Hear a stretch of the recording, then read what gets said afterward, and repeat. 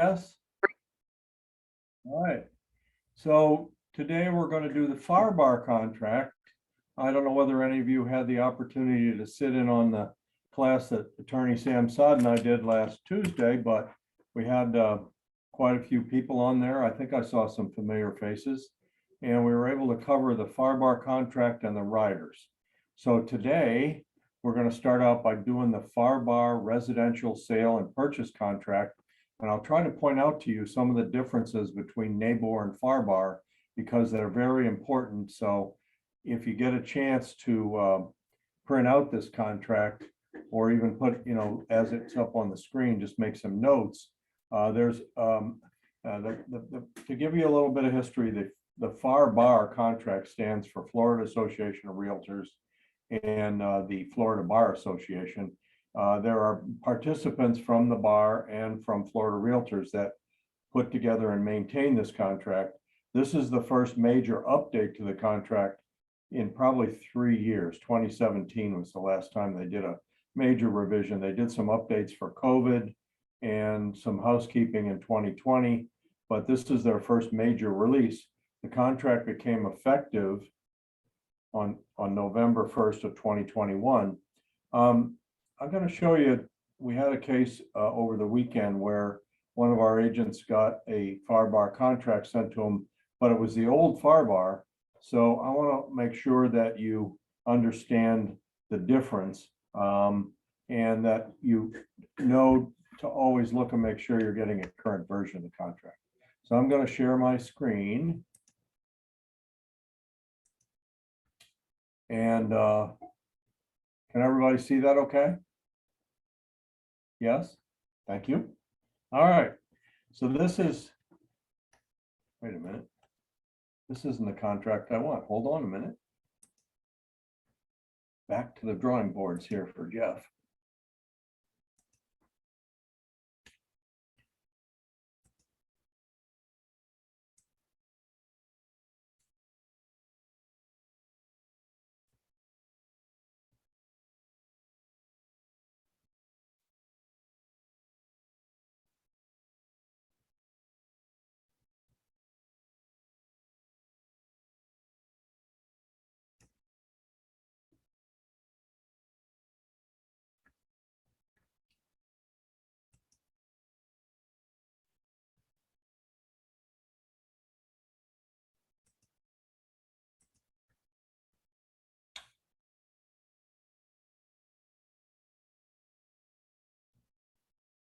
All right.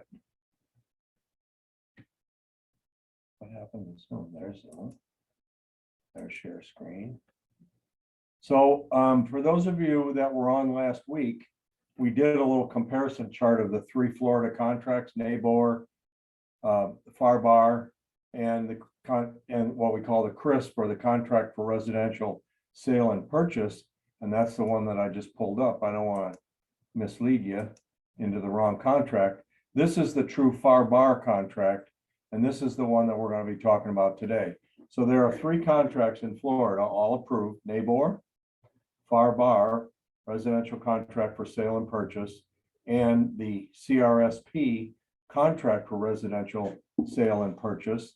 And so we're going to be going over the FAR bar contract today. And as I said, this is a contract that's put together by members of Florida Realtors and also members of the Florida Bar. And this contract is the most widely used contract in the state. And you'll see this contract if you work really above the Collier County line, primarily in Lee, Charlotte County. This is the predominant contract. And you'll see it mostly in its as-is form, which we'll take a look at here shortly. But what I wanted to do was to go over this today, and I wanted you to know and note some of the major differences between this contract and NABOR. So obviously we start out with the parties. And again, as we spend time in each contract class, you have to know who the seller is. Is it a trust? Is it husband and wife? Is it multiple owners? Is it a LLC? you need to know, and you can get that by starting an MLS and taking a look at the property and the property address if it's listed. If not, you can go to leepa.org, LEEPA.org. You can look up the property address, and there you can pick up the true owners. You can take a look at the deed, and you can pick up the true owners of the property. If there's more than one owner, or if it's an LLC, or if it's a trust, you need to know that, because if you don't include all the parties to the contract and you don't have a authorized party signing for a trust or an LLC, you can end up with a contract that's not enforceable, and that's not a good thing to have. So make sure in the case of the seller that you look at the deed, make sure you know, if you're writing this contract, all of the owners, and list them on line 1. By way of few tidbits as we go along, you'll notice next to lines 1, 2, 7, 8, 9, 21, 24, those are little asterisks. Those are hints. Something needs to go on this line. And even though there may be some default values, Broker Jeff, as you know, if you've attended any of these classes, is not a fan of blanks, because I don't know whether you didn't fill it in or you use the default value. Using the default value is okay, but it's very simple just to put it in, just to make sure you've covered everything, and make sure when you're reviewing with your buyer that you have their complete confidence that you looked at the entire contract. All right, the buyer can take title, and we'll see a little checkbox here in a few minutes. The buyer, the question of your buyer, if you're representing the buyer, is to say, Mr. Buyer, Mrs. Buyer, whatever, how do you plan to take title to this property? And if they're going to talk about putting it in a trust or an LLC or other form just other than themselves, then that's a great time to do that. However, if they're not sure, if they say, well, you know, we'll just write it in our names, we may put it in a trust, may put it in an LLC, the buyers have the right to do that up to 15 days before closing. So what goes in the buyer's column, if properly addressed in the assignability paragraph, could be changed to another form of ownership. The 7, 8, and 9, again, will come from your leepa.org or your Collier appraiser.org. If it's a Collier property, that's where you can get the street address, you can get the property tax ID, and you can get the legal description. The legal description always trumps the property address. Sometimes the post office will put a property address that's actually, if it's a corner lot, it could go on either street, but your legal description will tell you exactly the description of the property. So those are important things to get. Obviously, the legal description's got to be complete and accurate. There are a few legal descriptions that go longer than those 3 lines, not many, but if it goes longer than 3 lines, just say, see attached, and you can attach an addendum saying, here's the full legal description. Rarely happens, but sometimes in the remote lots and remote areas of the counties, there could be some lengthy descriptions, the southwest corner or the northeast, blah, blah, blah, and it can get quite long. Just make sure you have the whole thing or a reference to the whole thing. The next paragraph, D, is one of the single bigger traps in the FAR/BAR contract. Now, they've updated it in this version, and by the way, you can always tell the version by the bottom of at the bottom here is the current version. So if that doesn't say October 21, which became effective November 1st of 21, then you don't have the current version. And I can tell you that in the new version, there is an entirely different financing contingency. There's some new rules. And so if somebody sends you an old contract, you may want to say, no, I don't want to accept the old contract because some of the older terms are not favorable to my buyer or my seller. So that's how you identify the version of the contract, whether it's NABO or FARBAR, Chris, contractor, residential sale and purchase. It's always at the bottom, the revision date. So check that to make sure somebody doesn't grab an old contract out of their library or out of their personal files and send you the wrong version. So you'll notice that although they beefed up lines 15 to lines 20 by adding a number of things, they've now added refrigerators. It means if there's one in the kitchen and one in the garage, that dishwashers plural, ceiling fans plural. Those S's didn't used to be on there, but they are now. That's an improvement. Television wall mounts, television mounting hardware, security gate, other access devices, mailbox keys, storm shutters. Those are a pretty good list, a little better list than was there.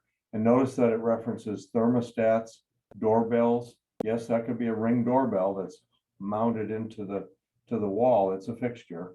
All right, but make sure that your buyer and you are on the same page as to exactly what they're expecting to see that's going to be theirs when they own it. Remember, TVs, just like paintings, are not fixtures. They can be removed off a bracket or a hanger and taken with you. They're not considered personal property unless you put them in on 21 and 22. So make sure you go over that. Now, can anybody tell me if they see the word washer, dryer anywhere in there? No. So most of the transactions that we have in our market do include the washer and dryer. So if you don't include it there and you go to your walkthrough inspection with your buyer and there is no washer dryer, and the buyers look at you and say, why wouldn't the washer and dryer be here? Oh, because we didn't include it on lines 21 and 22. So you could be making a trip to Best Buy to buy your buyers a nice washer and dryer to start off their new life in their new house. So make sure you always include washer dryer if your buyers are intending to have the washer dryer convey. Some investors buy properties and they immediately exclude the washer dryer because it's a personal item and they don't want to have any issue with any prior contents of that washer dryer.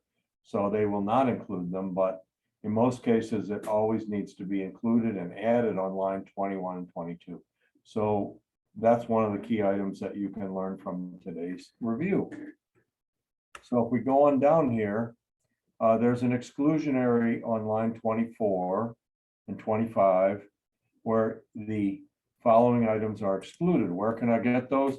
Maybe in the MLS listing, the listing agent has listed the fact that the family art chandelier has been passed down from generations, or the hall fixture is not included, even though it's a fixture, it's attached to the wall, but the seller is excluding it. And they may have that exclusion list uploaded with the MLS. So always look in your MLS listing if this is an MLS property, which it usually is, to see if what attachments the listing agent has uploaded. Sometimes you'll find an inventory, sometimes you'll find the HOA disclosure, the condo disclosure. You might find the rules and regs for the community, but a listing agent that's being thorough will try to upload as much of that information with the listing, so you can often find it there. And one of the things you might find in there is an exclusionary list that you can make sure to include when you write the contract. Jumping back a little bit to 21 and 22. Remember, many of you, I see the same names on the call, but many of you that are tennis players know that in tennis, love means nothing. So if it's 40 love, that means you're being beat and you've got nothing. In real estate, as shown, as per MLS, furnished, turnkey, partially furnished, whatever, they mean this much. They're completely unenforceable as a term in the contract. So always, if there are things that go beyond this list, always take an inventory and have it signed off by the buyer and the seller. So you could say other items per an inventory to be approved by buyer and seller. You could say specific items like the couch in the family room, the television over the fireplace, things like that. But you have to be a little cautious, because if you start listing items that are personal property in nature, and you're using financing, many of the lenders will not want you to put the hot tub on there, or the couch in the living room, or the bedroom, third and fourth bedroom furniture, because they're loaning money on the real property, and they may ask you to remove those items from lines 21 and 22 before they can go into underwriting. So if you have a situation where your buyer's using financing and there are furniture items that are not of a general nature that are included on lines 15 through 20, you want to take a separate inventory, have it signed off by buyer and seller, and let your closing agent do a personal property sales agreement or a bill of sale. They don't have to be associated with a contract. They can be done at the same time. There's no sales tax implication or anything like that. So make sure if you're going to put anything on 21 and 22 and you're using financing, that you may run afoul with your lender. How are we doing so far? Any questions? I don't see anything in the chat. Feel free to raise your hand, unmute yourself, and ask a question. I'm happy to answer anything as we go along. These are some traps in the FAR/BAR contract that you should be aware of. Many of you use NABOR mostly, and all of a sudden you'll get a FAR/BAR contract submitted to you, or you'll be required to submit one in the instructions. You can always submit whatever contract you want for a buyer, but many times the listing agent will ask you for a specific format. So as we move down in the contract, the purchase price obviously is something that is our offer price. Lines 30 will be best suited if you do a wire transfer or electronic transfer of some sort within 3 to 4 days of the contract effective date.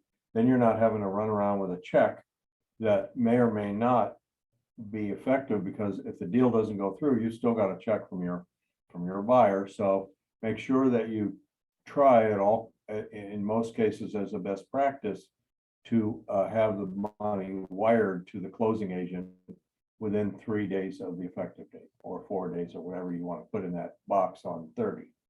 Lines 33 to 35 must be filled out by law.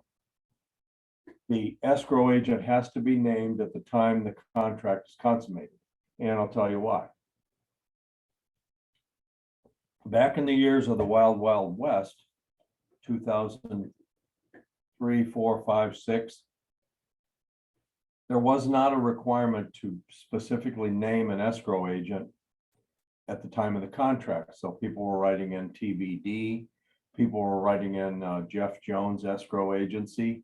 There wasn't any requirement that be a legitimate escrow agent. And so what happened was there was a lot of deposit fraud. And the state said, you can't give consideration to a contract unless there's money, something associated of value with it. So you must name an escrow agent. Now, for some reason, that escrow agent is not the closing agent. That's not the end of the world. Our title company, Title Alliance of Collier, will hold your escrow. Obviously, if they hold your escrow, they'd like to have your title business, but they will hold your escrow if you don't have anybody to hold it, and if your buyer has not figured out which escrow agent they're going to, or which title agent they're going to use, or they're going to use an attorney or a title. So make sure you put something in there, because it has to be in there and be complete. If there's a second deposit on lines 36 and 37, then That goes in, again, that's something that really needs to be wired after so many days after the effective date. Okay, here is trap number 2 or difference number 2, or idiosyncrasy number 2, or whatever you want to call it. In the FAR bar contract, all deposits, whether made or not, are at risk from day 1 of the contract if the buyer defaults. You'll recall from our discussions of the NABOR contract, if the buyer defaults, the seller's remedy in the NABOR contract is deposits made to date. So oftentimes, as a best practice in the NABOR contract, we recommend you put a modest initial deposit down and then follow it after the due diligence period with a larger deposit. In FAR bar, that luxury of putting a small deposit down and then saying, for whatever reason, I really don't want this house. If the buyer defaults in the FAR bar contract, the seller's remedy is all of the buyer's deposits, whether they've been made or not. So splitting the deposit in the FAR bar contract is not as significant because all of them are at risk. Now, if it's a cash flow thing, or the buyer says, I don't want to put all my money down until we've done some inspections, so forth and so on, then you could split the deposit. But as a strategic thing where I only want my buyer to risk a certain amount until we get the due diligence period done, it's not strategic in the FAR bar contract. Everybody got that? First of all, washer dryer. Second of all deposits at risk from day 1. Third of all, on line 39, so you can put in, if you're in this contract, if your buyer's doing an 80% conventional loan, you can put 80% on line 39, or you can put a dollar amount. But whatever you put there, it's what's being protected by the financing contingency if the buyer's not able to get their loan. So if it's a $500,000 house and the buyer says, I'm going to get an 80% mortgage or $400,000, and then all of a sudden they decide they're going to apply for a mortgage for $450,000 because there's some other things that need to be done to cover their closing costs, they need to amend the contract to change that financing amount. Because if the lender says, I can loan you 400, but I can't loan you 450, and you say, well, I want out because I can't get my loan, that won't work. So remember, that amount is very important, and it is the amount that the buyer is protected by in the financing contingency. Other could be seller financing. I'm going to trade my 38-foot Chris Craft cabin cruiser in as part of the deal. Any other type of payment that's going to be made. So that's the purchase price section. Time for acceptance of offer and counter offers and effective date. All right. So line 45 is the date or the date and time, depending upon what you put in that line, that your offer to the seller will expire. Being that I do the compliance for the office, I see 3 to 4 contracts per month where that period of time is expired before the seller signs the contract. What does that mean? That means if push comes to shove and there's a dispute over the contract, you don't have a contract because the offer has expired. This offer shall be deemed withdrawn and the deposit of any shall be returned to the buyer. So if the seller and buyer don't agree by that time, the offer is deemed withdrawn. You don't want that. If for some reason your seller is going to counter, fine. They have 2 days to add to that date to be back and accepted. Now remember, in both contracts, it's acceptance and delivery. So let's say the seller counters your offer, your buyer's offer, and your buyers are reviewing it. and yet they have not yet signed it and delivered it back to the seller. And meantime, a phone call comes in and the seller is offered significantly more money than the counter that they just made. The sellers can rescind that counter and say, sorry, you did not get your buyer to sign the counter offer and send it back to me within 2 days, and it has not been delivered back to me. Therefore, I'm rescinding the offer and I'm moving on with another. So be careful of those dates and times. Be careful that if for some reason the seller signs this offer after that period of time, that you draw a line through that and have all parties initial to a change in that date so that the contract is valid. I don't see anything in the chat, so let's be moving on. The second part of that sentence is the effective date. When is the effective date of the contract? The effective date of the contract is when all parties have signed and or initialed all the changes and hopefully dated them. So I see a lot of contracts that go into counteroffer and there's initials everywhere, but no dates. Bad thing. Because remember, it shall be the date when the last one of the buyer and seller has signed or initialed and delivered this counteroffer. So if I don't put a date on it, how do I know when I initialed it? So always date your initials and signatures. In a DocuSign, it's a separate thing you have to drag in, date signed.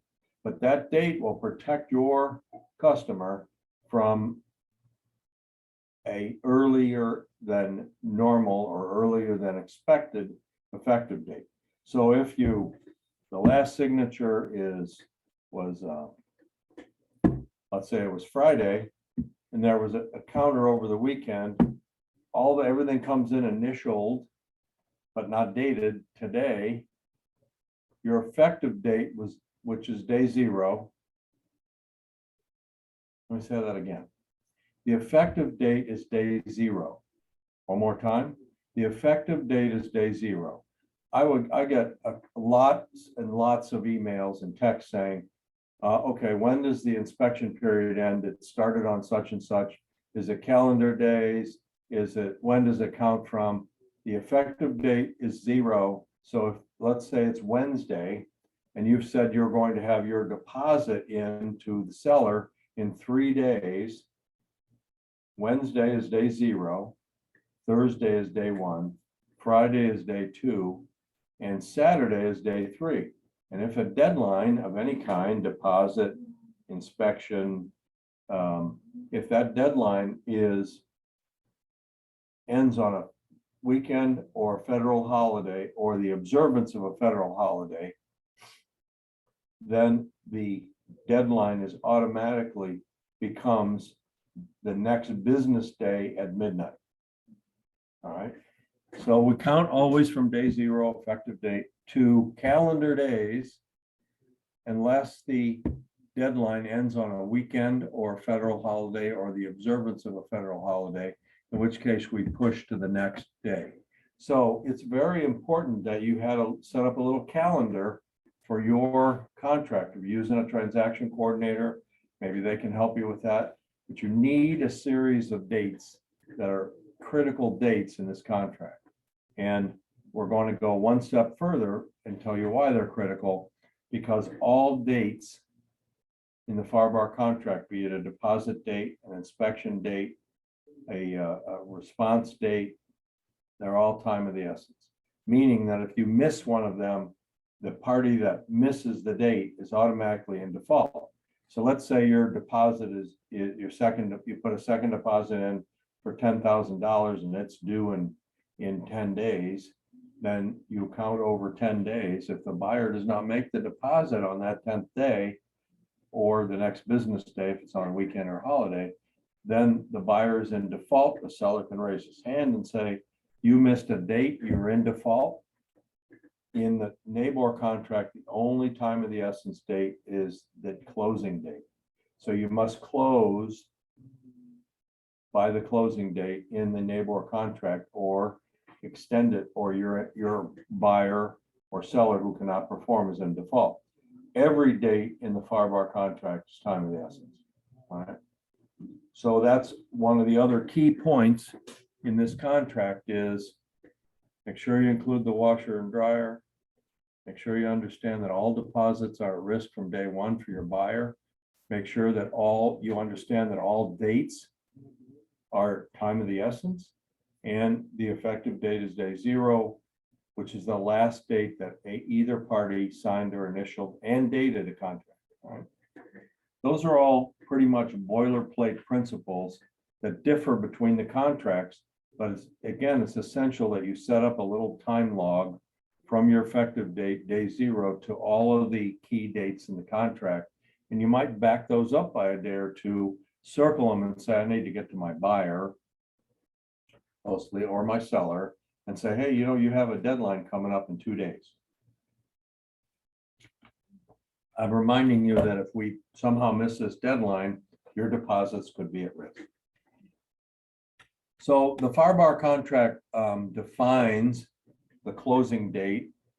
And we actually last week when we taught this with attorney Sam Saad, he basically stressed that the closing agent determines when the closing has occurred. Typically, all funds were required or received, and the closing agent says, boom, we're closed.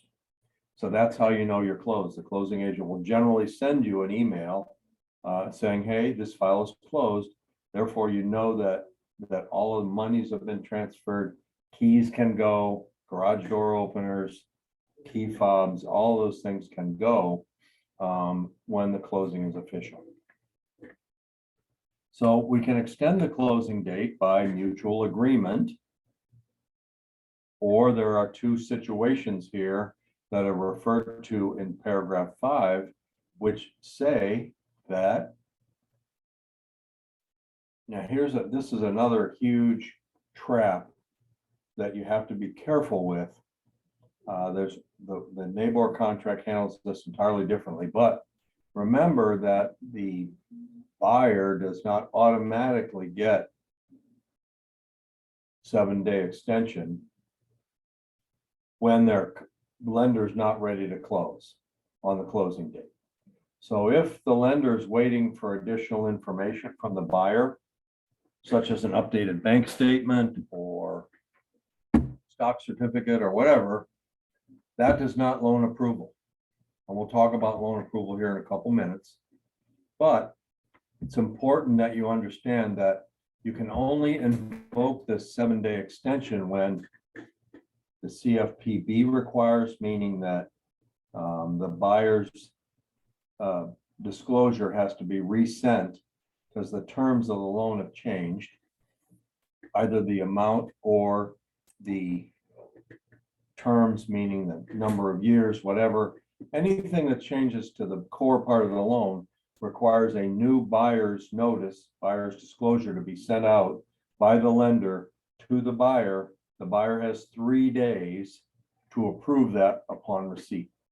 That's the CFPB requirement. Consumer Financial Protection Bureau is CFPB.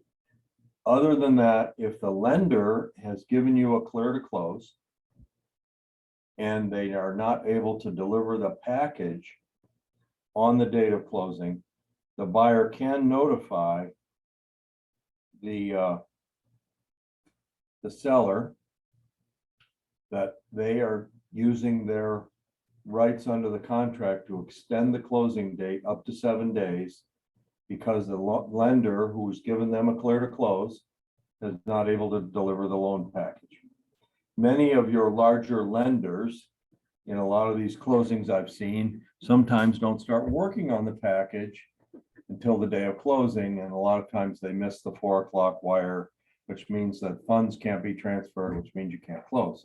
You do have the obligation to notify the other side. It's not automatic. They can't call you and say, hey, you didn't close yesterday, you're in default. You say, oh, no, I had 7 days. You need to notify them before the expiration of the closing date at midnight that night that, hey, this is purely a lender delay and the underwriting is complete. I have a clear to close, but I'm going to have to extend because my lender's not ready. 61 through 63 talks about events of force majeure, major catastrophes. Hi, Jeff. Yes? I'm sorry, can you go back to the closing date? I just put a question in the chat. When do you suggest the final amount to be wired? If you have the closing day tomorrow, is it okay to do it tomorrow or the day before? Well, I believe that it's always best for your buyer to wire the money a little bit early. Because sometimes, especially if it's coming from one of the smaller banks, sometimes there are levels of funds movement. Sometimes they go to the next level, but not all the way to the final level on that same day. So I always recommend they wire 1 or 2 days before closing so that there's no delay in the funds arriving at the closing agent. Usually, if it's a major bank, you can go to the bank in the morning, the funds will be there by midday. But because of the default provisions here, you really need to be careful. So my suggestion is that you wire the money a day or two early and confirm it with the closing agent. Okay, thank you.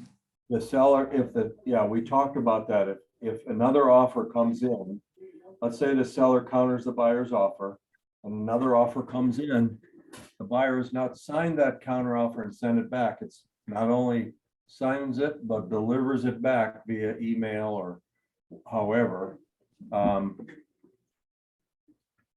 Then the seller is free to say, I rescind my offer to you. I'm taking this other offer. So remember, it's accepted and delivered. So the buyers may have signed it and sent it to the agent, but the agent hasn't turned around and sent it to the seller in an official timestamp capacity, either an e-sign program or a basic email, so that it can be timestamped that it was signed here and emailed here. That's delivery. If you don't have delivery, anytime prior to delivery back to the seller, you can say, I rescind that offer, and you can accept another offer. Just make sure you dot your I's and cross your T's, and you do all this in a timestamp manner, meaning an email or fax or an overnight transmission. One other thing that was completely invalidated by this version of the contract is text messaging.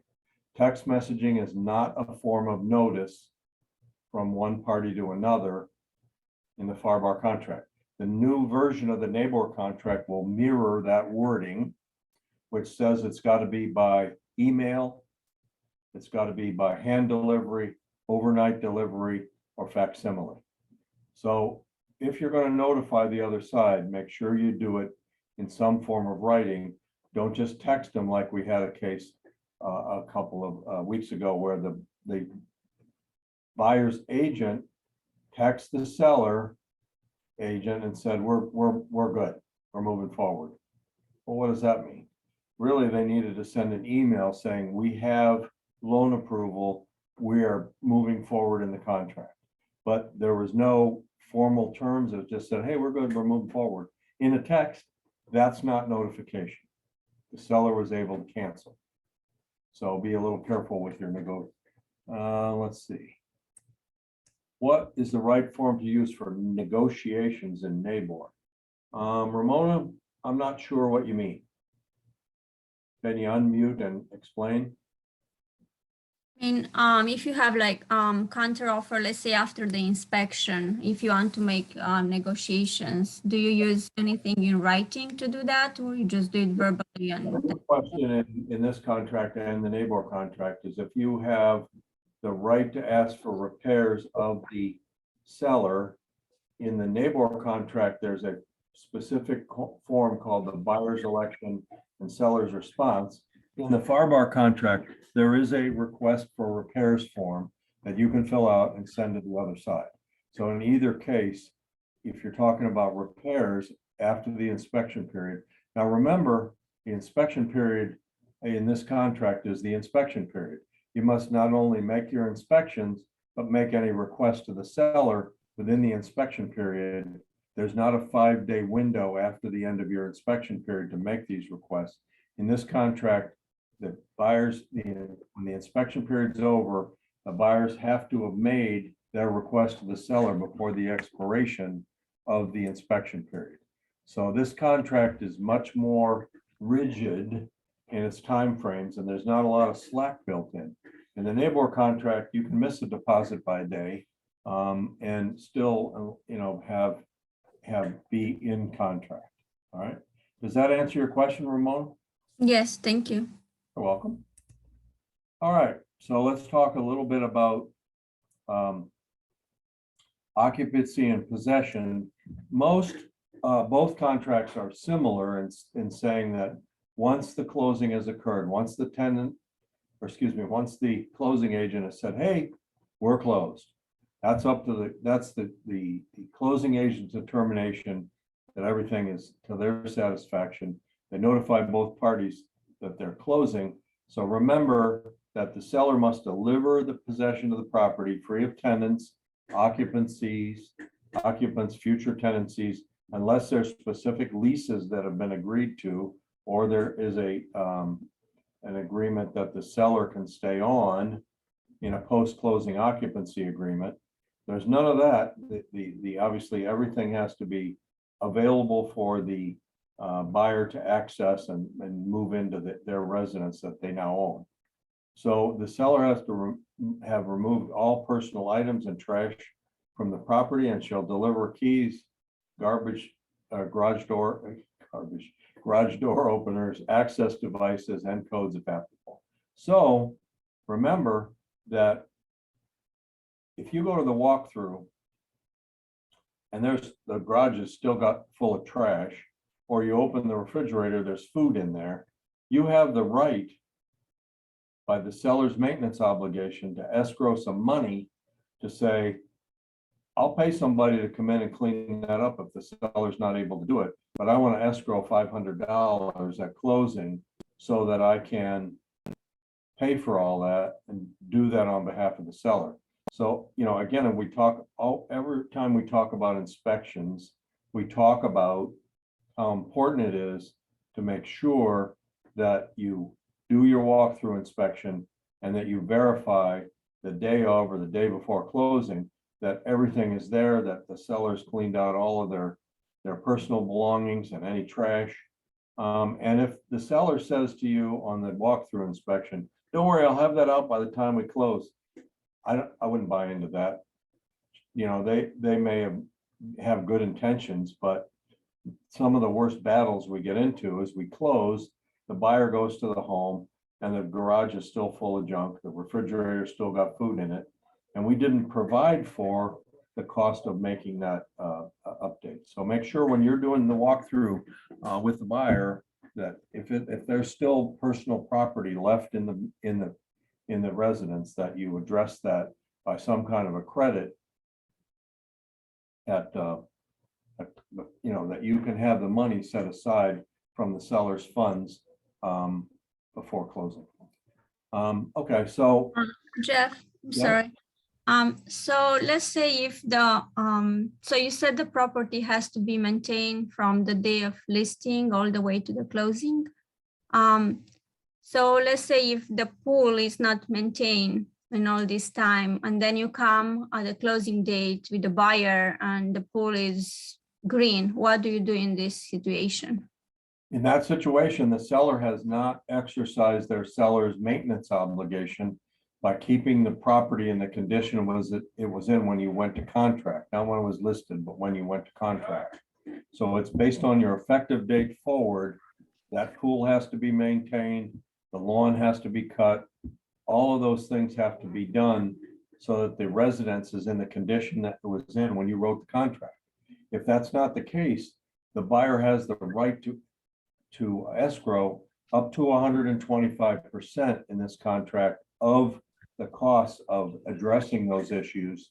And the seller has no choice but to agree to withhold some of their closing funds from at closing so that they make sure that this stuff gets done.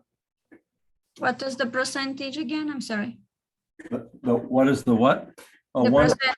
down in the contractors. It's 125% in the FAR bar contract of the cost to do it. So you get an estimate. Pool man says it's going to be $500 to do this. So you can escrow up to 125% of that to make sure that the pool man gets paid. And in both contracts, the seller's maintenance obligation by doing that escrow is not exhausted. In other words, the seller has to agree to make that pool right. And if it costs $800 and you've only escrowed $700, the seller's still on the hook for paying the balance. So That seller- applies to the Aziz contract too? both contracts have the seller's maintenance obligation as is or regular, or neighbor as is or regular. The seller's maintenance obligation is really one of the more critical elements of all of these contracts. And that covers, even if it's as is, and the pool is beautiful when you sign the contract and it's green when you go to your walkthrough, doesn't matter whether it's as is or regular, the seller has an obligation to maintain the property. So while I'm on that subject, when your buyer says, oh, I want my contract to be stronger, so I'm going to waive inspections, immediately you start shaking all over. This is one of the dumbest decisions a buyer can make to forfeit $300 or $400 to get a baseline inspection done.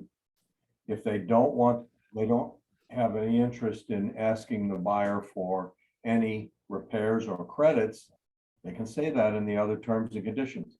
Buyer will inspect the property, but will not ask the seller for any repairs or credits. That's the same strength as I'm waiving my inspections. When you waive your inspections, A, you're not entitled by the seller to enter the property until the walkthrough inspection. You can say, well, I want to go in and look at it, measure for drapes.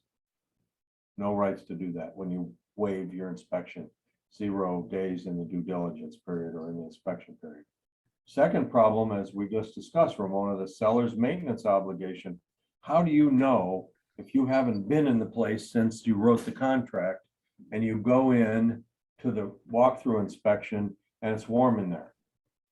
Is it just warm because the seller hasn't had the thermostat turned down? Is it warm because the air conditioner is not working properly? How do you know? The answer is you don't. And it's very difficult to enforce the seller's maintenance obligation when you don't have a baseline inspection. So always, always, always encourage your buyer to inspect the property. Even if they have, oh, I'm going to gut it, I don't care. Well, you might care if you find out that there's structural issues, the air conditioner is not performing right, 2 burners on the stove are out. You know, those are all things that can be covered by a basic $300 or $400 inspection, which takes 3 or 4 days, 5 days to get. So always encourage your buyer. If your buyer says, I don't care, I'm waiving, we have a little notice that I've shown at most all of the other contract classes that says, hey, I'm the buyer, I decided to waive inspections, and I will hold Keller Williams and its agents harmless from anything I find if I don't inspect. And we ask you to have that signed by the buyer who decides to waive inspections. It's a very serious liability issue for you and for KW. And the buyer may just be saying, oh, well, you know, I just want to make my offer look better. Even if they're going to gut the place down to the studs, they still need to know what the condition of the place is when they went to contract, so that if they notice a different condition when you do your walkthrough, you have the right to ask the seller to escrow money to fix the problem. All right. 73 to 83. If there are leases that are going to go on, if the buyer is buying this and the property is going to be rented into the future, the buyer has the right to take a look at these leases and be supplied with copies within 5 days of the effective date. The buyer determines buyer's sole discretion, lease terms are not acceptable. I can walk as the buyer, get my money back, and it's also requiring that estoppel letters and seller's affidavit be performed to make sure that there's an orderly transition of the leases, security deposits, advanced rent payments, all that other kind of stuff needs to be make sure that we take care of that by assigning the lease to the buyer at closing. If your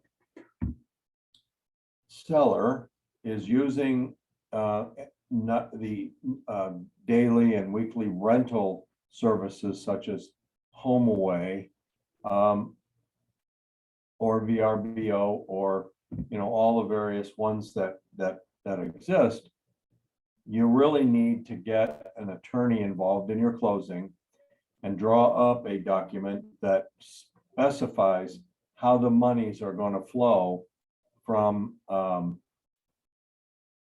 the buyer to the seller to the buyer. So if you've got a VRBO account, okay, the seller can't just say to VRBO, I'm going to move this account over to the buyer. They don't want any part of that. So anything that's booked, any deposits that are made, any damages, any advanced rents, still go into the seller's account for the life of that lease, which is on the books at closing. So you have to make sure that there's language in there that says, hey, these monies, net of any expenses or damages, go to the buyer. And it's sticky. It takes a little while to work all that out. So if you have that situation where your buyers are using the online rental services, consider getting an attorney to look at this and produce an instrument at closing that defines how these monies are going to flow. And maybe I'm overcooking this a little bit, but the lawyers tell me that it's an absolute nightmare when I sell to Ramona and Ramona's expecting security deposits, advanced rents, all that. And no, I'm still keeping that all in my account for all the leases that are on the books at the time of closing. And then I'll transfer that net money to you somehow. And it's more complicated. So just a little bit of an antennas up there. If you've got a closing where there's leases and where there's VRBO, HomeAway, and all that other kind of stuff. Paragraph 84 to 86 is new in this contract.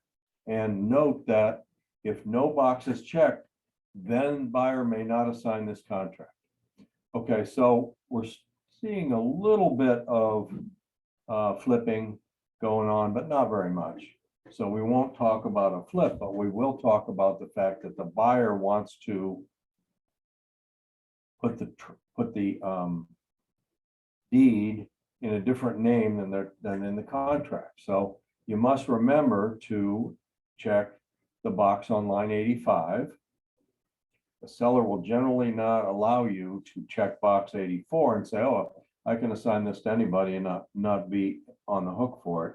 The typical answer is box on 85 may assign, but not be released from liability under this contract. Meaning if I want to take title in a trust or an LLC or anything like that, that I can do it and do so perfectly within the confines of this contract. If you forget to check that box, and remember, Broker Jeff is not a fan of blanks.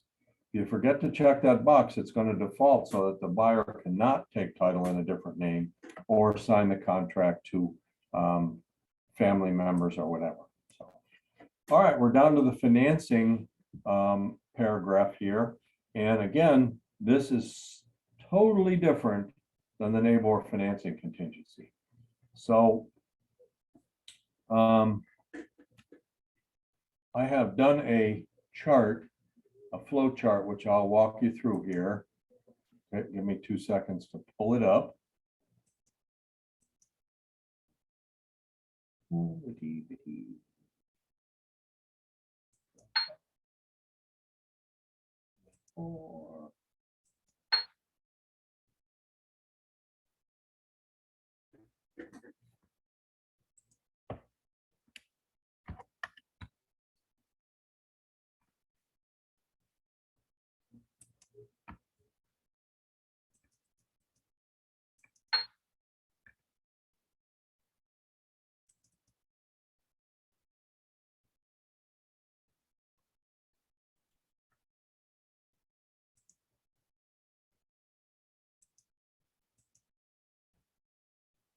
Okay.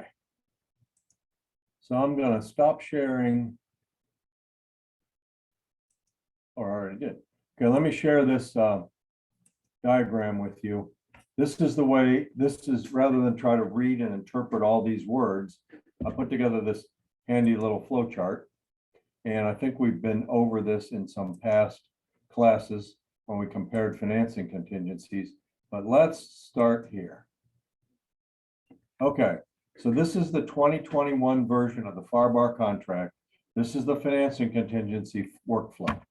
All right, FAR/BAR has a defined term called the loan approval period.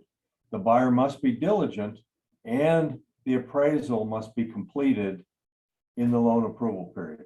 This is the big change from the prior contract. And again, it's very important that you get the current version of the contract, because if somebody writes you a FAR/BAR 2020 contract, the appraisal contingency works entirely differently. So make sure you always get a current version of the contract. The loan approval period defaults to 30 days. It can be extended. Talk to your buyer, have your buyer talk to their lender, right? And make sure that 30 days is enough, because remember that we now have to have underwriting and appraisal done before the loan approval period extends. All right, so now we come to a loan approval date. You know, I've talked about closing dates. I've talked about deposit dates.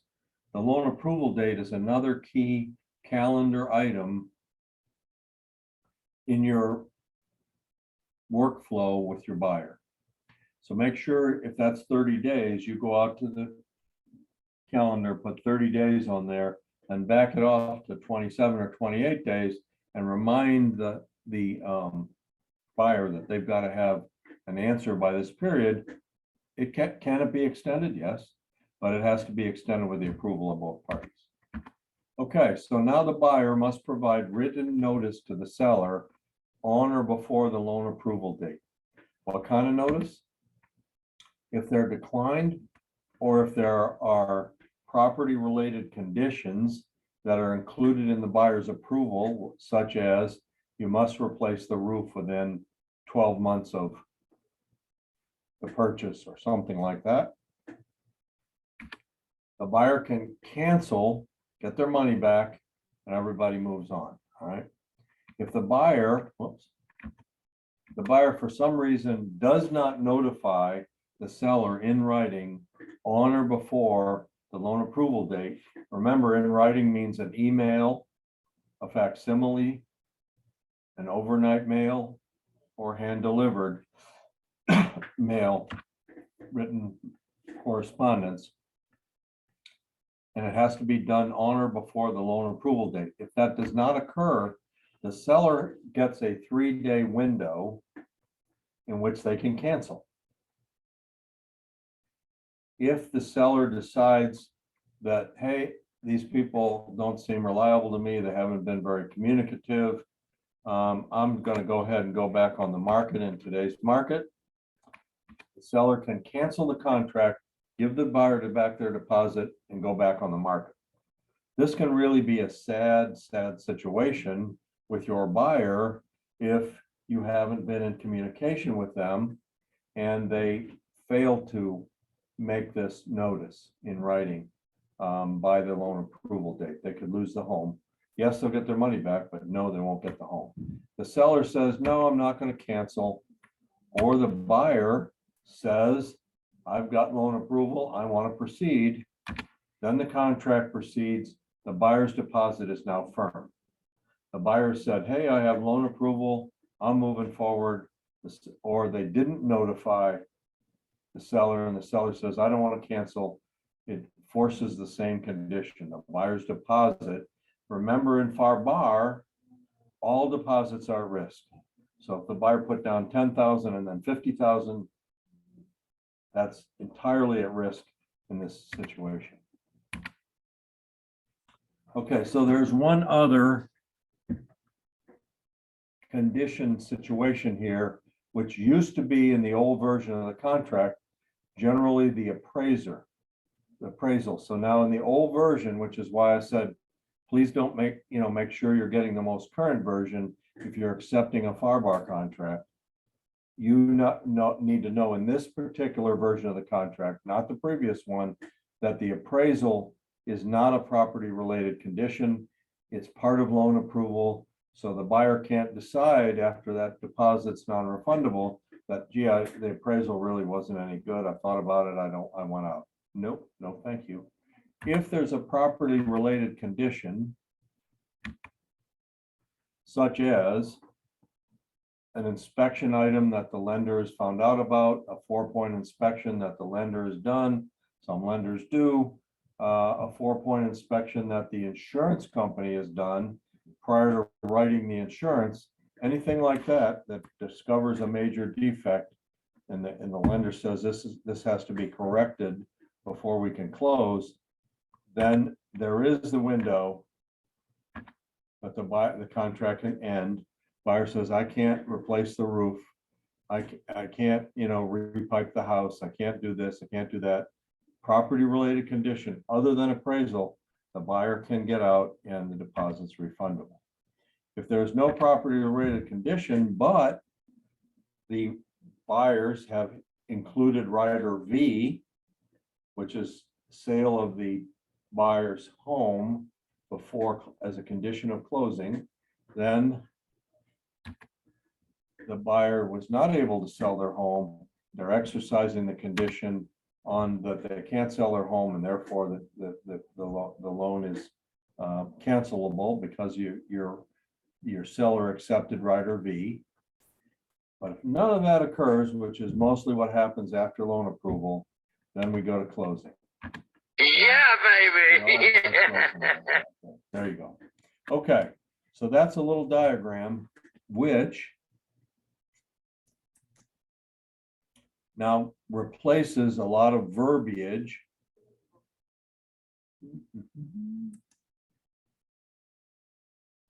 Oops, let me share screen. Okay, I'm back. Okay, so this whole paragraph here was just covered by that diagram. Okay, there are a couple of other things to mention in here, and that is that, again, I will tell you this every time I teach a contract class, that Broker Jeff does not like blanks. So you can see there are some selections there on 90, the length of the loan approval period, 91, what type of loan it is. If it's a FHA or VA, you have to include the FHA VA rider, and the seller has to agree to certain conditions before that loan could be approved. All right. We also need to know whether it's fixed, adjustable, or a fixed or adjustable rate.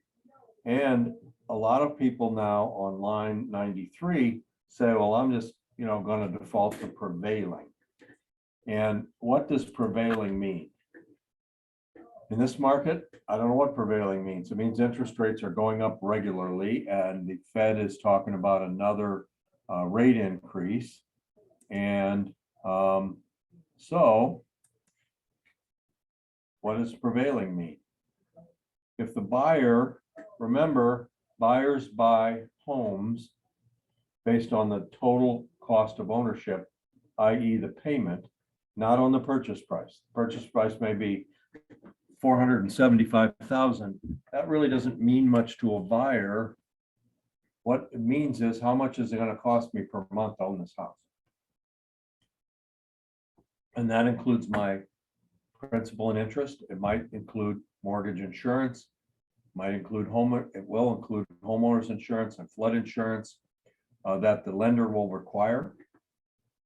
So that percentage there is pretty much a protection for the buyer, that if those rates exceed 5%, I'm in a position where I may not be able to get loan approval, or even if I could, I may not be able to afford the house. So be careful on 93. Don't let it default to prevailing, because prevailing to your customer who has a 510 credit score and prevailing to your customer who has a 750 credit score are two different things, right? So make sure that the buyers talk to their lender.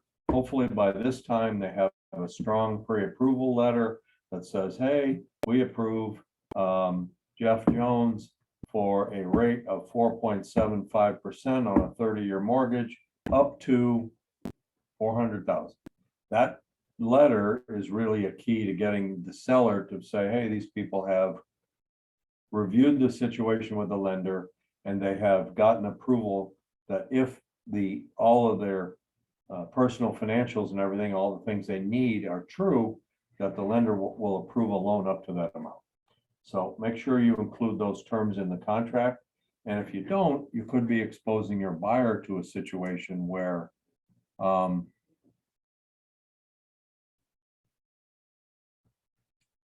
you could be putting your buyer in a situation where they must proceed with the loan, because even though maybe the payment's quite a bit higher than they were expecting, the terms of this contingency didn't protect them. So buyers can back up if an appraisal came in low. Yes.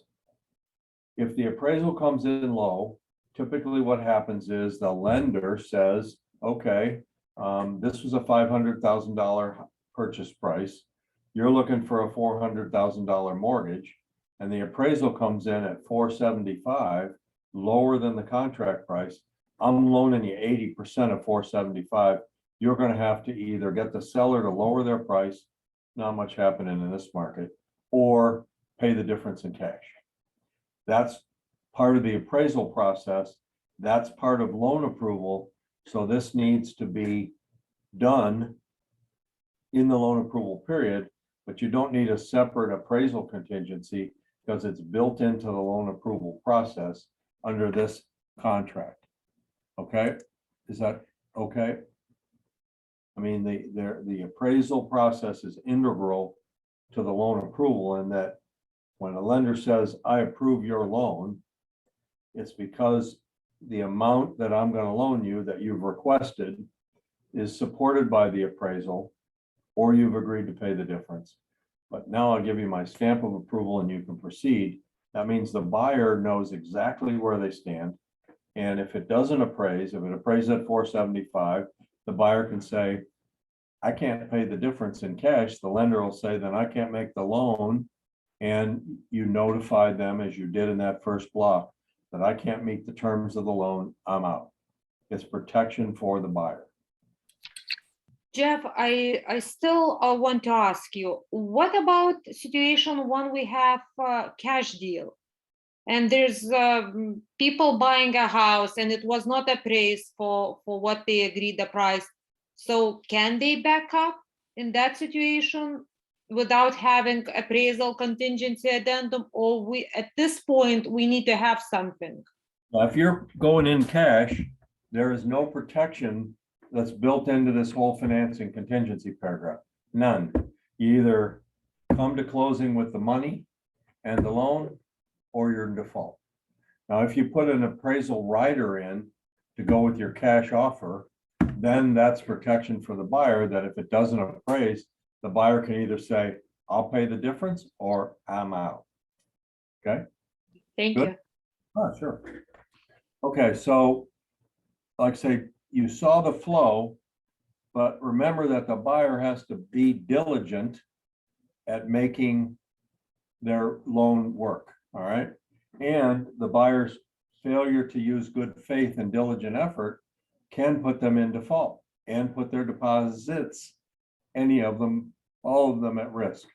We had a case where the buyer put in a offer and didn't kind of sent a weak, not a pre-approval letter, just a I've taken a look letter, pre-qual letter, and they accepted the offer, and the buyers then produced 2 or 3 weeks later a letter from another lender other than the one that had issued them the pre-qual letter that says, hey, we can't meet the terms. The buyer did not make diligent effort to get a loan, but they waited until they decided they didn't want the property and sent over this weak letter from the lender saying, hey, they don't make, from another lender saying, hey, they don't. The buyer lost their deposit. The seller sued and said, you didn't make diligent effort and we're keeping your deposit. So be careful with that. You've got the buyer The buyer doesn't, is like, yeah, I'll get to that next week. No, no, no, no, no.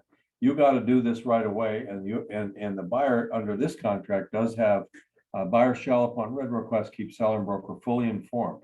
So I'm the listing agent, and 10 days have gone by and I want a written update on where your buyers are in the process, and they say, yeah, they're going to get to that next week. Now that's a default for the buyer under the contract. So you have to be careful with that. And you have to be careful that the buyer keeps moving on this. Now, the rest of these paragraphs were covered by the workflow, so I'm not going to cover them again. There are a couple of other boxes here. Assumption of existing mortgage. There are some VA loans that are still assumable. There's certain conditions and everything, but it doesn't happen very often. And if you're going to use seller financing, there's a purchase money note and mortgage. There's a rider C for that seller financing. Okay. The next part of this contract is pretty important, and it has to do with how inspections will work. It has to do with documenting the cost to be paid by the seller and the cost to be paid by the buyer. Now, one of the things that you can do is you can use this handy little app that our title company has, and it's called TA Access One. You can get it from the Apple Store. You can get it from the Android store. And what it'll allow you to do is punch all the different terms of the contract in for your buyer, or if you're on a listing appointment, the possible cash out for your seller. You can put all that information in on this handy little screen, and it will produce a very nice report for your buyer of what the monthly payment looks like, what the total closing costs are, and you can actually send it to them in a really nice little email or text message. So I really think that you should do that, because buyers don't often know, in the excitement of buying a home, how much am I going to have to bring to closing? What does my monthly payment look like? And they'll get a lot of information from their lender, but this is like upfront before you yank the contract. You've sat down with them, explained to them. By the way, you can go on the internet and Google seller net sheets, buyer net sheets. There's a lot of other ones, but this handy little app from our title company, TA Access One, is a good way to do it. And I recommend you do it early on in the process, so that the buyer doesn't have complete heart failure when they get the estimate of how much closing costs they're going to have to come up with. Because usually it's a number that's much bigger than they expect. And yes, in this market, you could conceivably make a full price offer and say seller to pay $5,000 worth of buyer's closing costs and prepaids at closing. The seller may say, well, you know what, it's a full price offer. Okay, I'll do that. Or I could maybe offer slightly over the list and be confident about appraisals, and I could still get the seller to pay some of those costs. So keep that in mind. It was a strategy that worked beautifully in more of a normal market. It doesn't work quite as well with our low inventory, but I have had experience where we made a full price offer, asked for $5,000 from the seller. The seller said, okay. So it might help the buyer to offset some of their closing costs. So one of the, I'm sorry. Just a quick question. Who is paying for survey? Usually the buyer? I mean, if you need an elevation certificate, it has to be done a survey as well, right? not anymore. The new flood insurance FEMA 2.0 rates went into effect April 1st.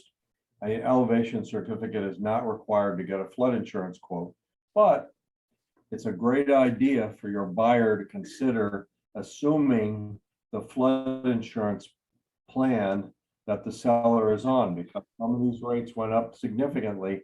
You can assume the seller's policy under FEMA, and that may be a much lower rate than they will eventually have to pay. But So sometimes the title, I mean, the policy, the insurance policy for the flood is not transferable. it's always transferable. It's always okay. Flood now, not homeowners, flood. If you get the declaration page from the seller and send it to your friendly local insurance agent, they will take care of transferring the policy. That was one of the things that was put into the new FEMA flood insurance. Okay, somebody, all right, I'll get that in a minute. Anyhow, the new flood insurance rates that were called FEMA 2.0 went into effect April 1st. They allow 100% of the time for the buyer to assume the seller's flood policy. And remember, if the new policy, the new rate is up here, okay? The new rate is up here. The buyer can assume the lower rate and it can only increase 18% per year. So that's really spreading that increase out over 6 years. So it's a great idea to, But going back to the question, so survey is the cost to the buyer? it's the cost of the buyer to update the survey. However, this encourages the seller to provide the survey to the buyer with either the survey itself or a survey plus an affidavit of no change. So there doesn't necessarily have to be a new survey. The seller produces one, which they usually can, and they sign an affidavit of no change. You don't need a new survey. Because I was just looking at the contract, the far bar is, and then where it said closing cost, fees and charges. Is it listed under cost to be paid by the buyer? Let's see. TAACCESS 1. I think it's ONE 1.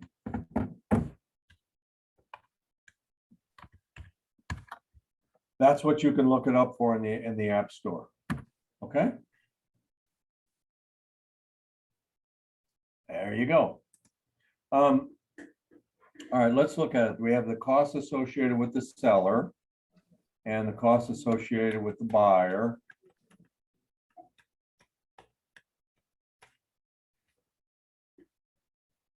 So if the seller can produce a survey and an affidavit of no change, then the buyer does not have to get another survey.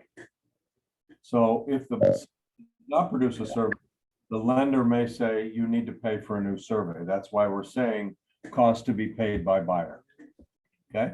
So it's required by the lender, basically. The lender may well accept the existing survey with an affidavit of no change from the buyer or from the seller. In other words, if the seller hasn't added anything to the property, changed anything, the prior survey can be fine. And if the lender says we want it updated and you give the prior survey to a new surveyor, your rate is much less. Okay. Same with the prior title is if the sale has occurred within the last 3 years, the buyer can save a lot if they're going to pay for title. All right, let me do one last section here, and then we'll continue this in next week's class. But notice in 143 to 157, this is actually 143 to 150. Marius, your typer is not the same as mine.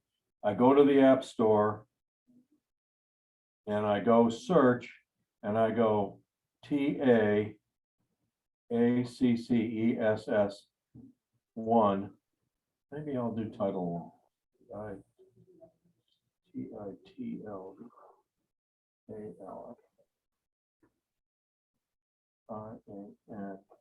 TITLALIANDE. Search.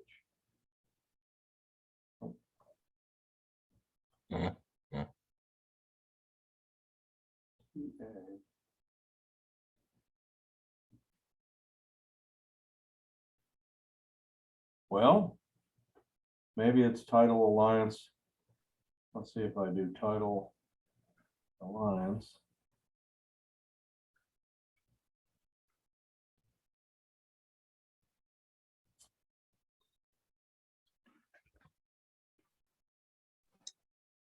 Jeff, I looked up Title Alliance online and it talks about the app and it's title, it's TA access with one. You spell out the one, ONE. Oh, It's right on their app, or excuse me, right on their website. Can you type it in? Yeah, let me find it. I can do that. Thank you. Okay, or else go to their website and you can download it from there, but I know I have it on my phone, so I know it exists. But anyhow, we'll try to get that. I'm sorry, I don't want to take up the rest of the time, but go to the Title Access website. It should work. Unless something has changed in the App Store.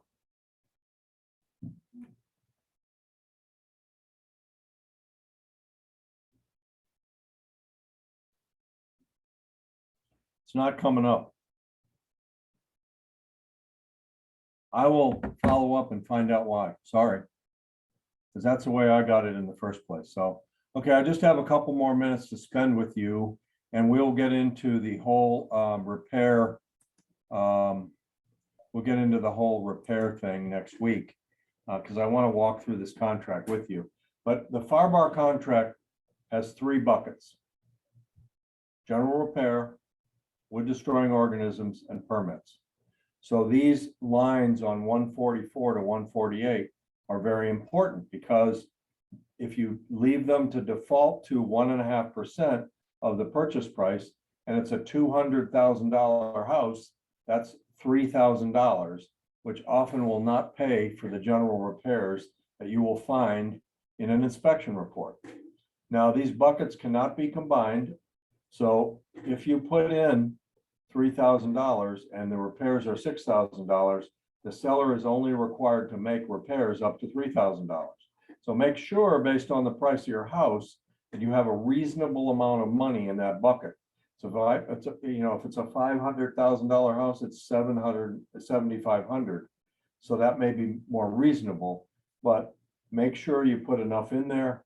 You can always put more in there and the seller could counter it, but make sure that you have enough in there to cover $5,000 to $8,000 worth of repairs, which could be an air conditioning repair or an appliance that's failing or whatever, because that is your cap on what you can ask the seller to repair. Wood destroying organisms being termites, again, you can't take money out of the repair bucket and put it into the wood destroying organisms bucket or vice versa. So that's important. Okay, so Joanne was kind enough to say, look under agents tools at the end of the Title Alliance page on their website. So hopefully that'll work. It's a great little app. I'll find out why you can't just get it directly from the Apple Store, but we'll follow up on that with you next week. Thirdly is permits.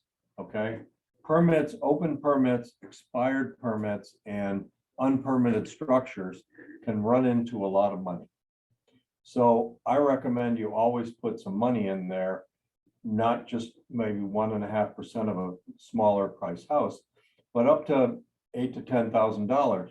It may not be needed, but if a seller has an open permit, let's say they put in an air conditioning system and they have an open permit, it could cost several $1,000s to close that permit. It's the seller's obligation up to that limit that you put in there. So make sure you don't just leave those to default to 1.5%, because that may not be enough money and the seller may not be obligated.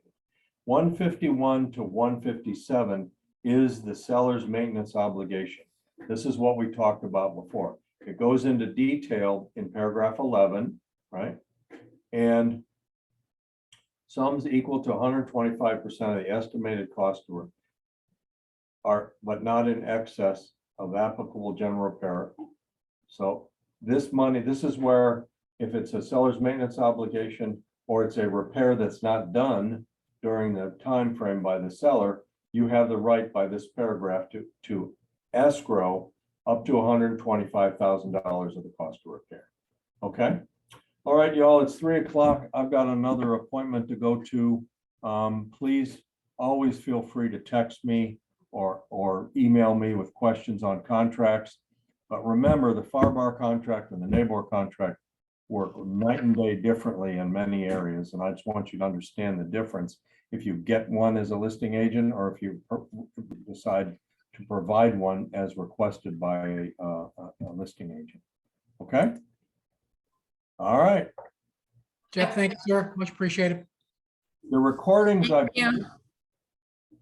are on. Hi, can Nadezhda Kaskin ask a question? Quick question here. Okay, go ahead. Right, I wanted to go back to financing section, and you mentioned do not leave blanks anywhere. For example, if the interest rate listed as a market, so what would be the proper proof that the buyer was not doing his job and didn't do the financing properly? So interest rate?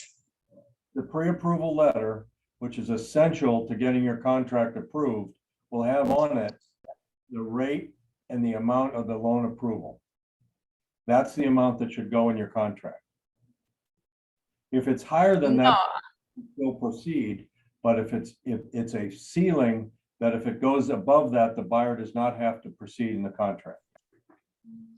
Right, but if it says blank or it says market interest rate, there is like basically no ceiling, and if I he would never fails use to market. obtain, I would never use market. I know, but it is there. So I have one that says market. They say they will do their best, and then the market comes like 8%, and now they don't want to do it.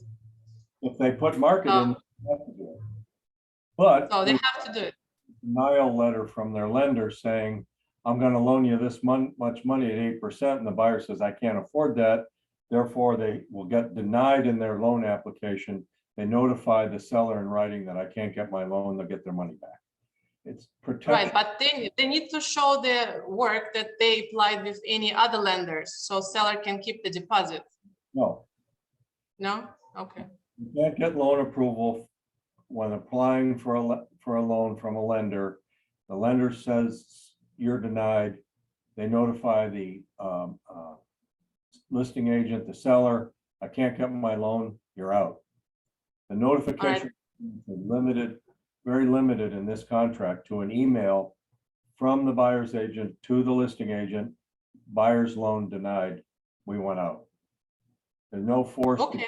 lender or second opinion or whatever.